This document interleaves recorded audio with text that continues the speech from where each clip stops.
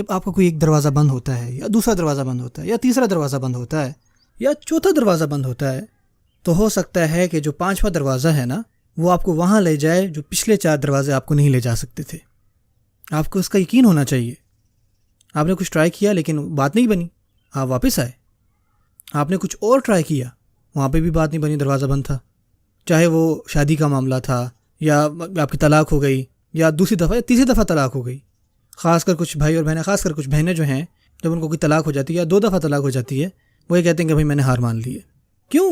ہو سکتا ہے جو اگلا آدمی آئے گا وہی تو آپ کے لیے بنا تھا، وہی تو تھا جو آپ کا خیال رکھنے والا تھا۔ وہ ایسا ہو کہ آپ کو پچھلے سارے بھول جائیں، لیکن اگر آپ رک جاتے ہیں نا تو سب کچھ رک جاتا ہے۔ آپ نے ہار مان لی، سب کچھ ختم۔ آپ کی نوکری چلے گی، پہلی، دوسری، تیسری، آپ نے کہیں اور اپلائی کیا، بات نہیں بنی، آپ کو 1 2 3 4 دفعہ ریجیکشن ہوئی، آپ نے 10 جگہ اپلائی کیا، کہیں سے جواب نہیں آیا، لیکن ہو سکتا ہے جو 11ویں تھی اس میں اللہ تعالیٰ نے آپ کے لیے بہت بڑا انعام رکھا تھا، آپ کے لیے بہت میگا ڈیل تھی وہ، اس وجہ سے شاید اللہ تعالیٰ نے آپ کو پہلی 10 نوکریاں نہیں دی۔ لیکن اگر 5ویں کے بعد ہار مان رہے ہیں تو کیا ہو رہا ہے؟ تو یہاں آپ غلطی کر رہے ہیں۔ ایسا نہ کریں، اپنی ہار مان جانا یہ مومن کی ڈکشنری میں ہے ہی نہیں۔ ایک مومن جو ہے وہ کبھی ہار نہیں مانتا۔ کچھ ہوا ہے، آپ کو کوئی نقصان پہنچا ہے آج یا کل ہوگا، یا آپ کا بزنس نہیں چلا، 2 سال ہو گئے کوئی چیز نہیں چل رہی، لیکن جب تک آپ ہار نہیں مانتے اور اللہ کا شکر ادا کرتے رہتے ہیں اور اپنی پوری کوشش کرتے رہتے ہیں، ہو سکتا ہے کہ 5 سال بعد وہی چیز آپ کو ملٹی ملینئر بنا دے۔ ٹھیک ہے نا؟ میں ڈالرز کی بات کر رہا ہوں، روپیوں کی نہیں۔ ہو سکتا ہے آپ کو وہ ملے۔ آپ نے 5 سال پہلے 5 سال اسٹرگل کیا، لیکن ایک دم کیا ہوا؟ آپ ٹاپ پر آئے۔